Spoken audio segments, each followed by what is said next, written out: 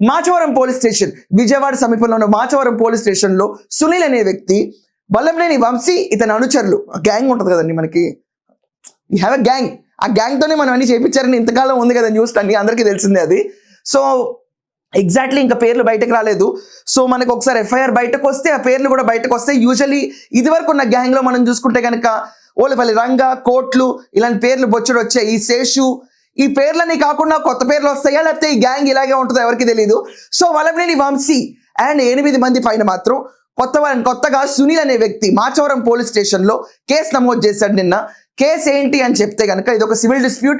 దీంట్లో ఎప్పుడైతే వల్లభనేని వంశీ గతంలో కూడా మనం అబ్జర్వ్ చేస్తే భూ తగాదాలు, భూ ఆక్రమణలు, చాలా మంది వరకు కబ్జాలు చేసి భూములు రాంచుకున్న తరహాలు, ఇవన్నీ మనకు తెలిసిన చాప్టర్లే.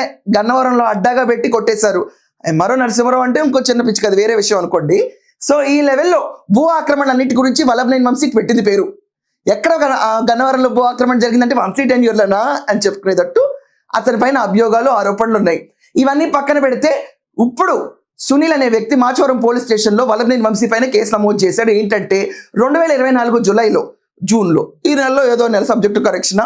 దీంట్లో Vallabhaneni Vamsi and plus 8 people అందరూ కలిసి అతన్ని పైన దాడి చేశారని చెప్పి అతన్ని బెదిరించారు అండ్ ఫిజికల్ అటాక్ కూడా ఉందని చెప్పి కంప్లైంట్ ఇవ్వడంతో పోలీసులు రంగంలోకి దిగారు.